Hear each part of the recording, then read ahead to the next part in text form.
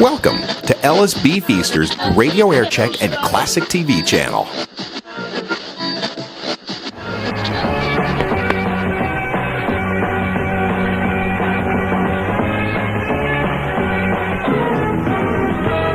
This is news from 66 WNBC, New York.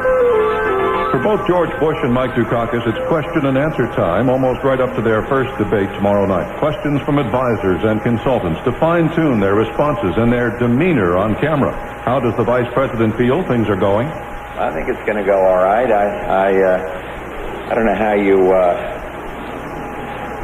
you measure these things, but I feel comfortable at this point. Much the same going on this weekend in Boston. Correspondent Peter Mayer is with the Dukakis campaign. As Dukakis and his debate advisors rehearse for tomorrow night, they're looking for ways to counter the way George Bush has portrayed the governor as an out-of-touch liberal. But they want to respond in a way that won't put Dukakis on the defensive as he was in the campaign earlier this month. Earlier this week, Dukakis aides tried hard to persuade the Boston Police Officers Union not to endorse George Bush, but the vote to back the vice president turned out to be 51-0. Today, Bush received the endorsement of the veterans of foreign wars. Hurricane Helene was downgraded to a Category 3 today. Top winds now down to around 120 miles an hour.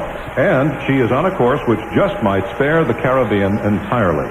And Haiti's newest military ruler, Lieutenant General Prosper Avril, says it will be impossible for that island nation to have general elections for at least 2 years. But he insists his government is only provisional. You're listening to NBC Radio Network News. Motel 6 is in the fast lane again. Hi, Tom Bodette with the highlights. If you've got a territory to cover or a route to sell, well, time is money, and you don't need to go waste in either of the two.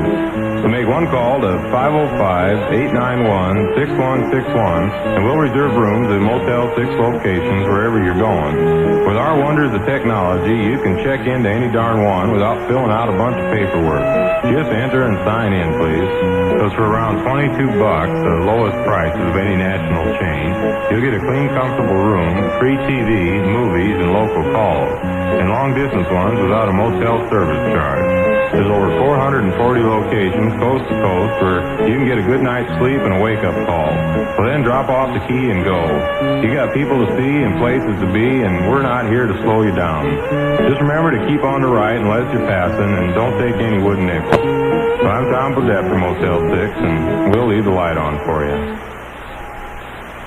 The combination weather and spy satellite roared into a near-polar orbit from California's Vandenberg Air Force Base this morning, and NASA spokesman Charles Redmond in Washington took it as a good omen for next week's shuttle launch at the Cape.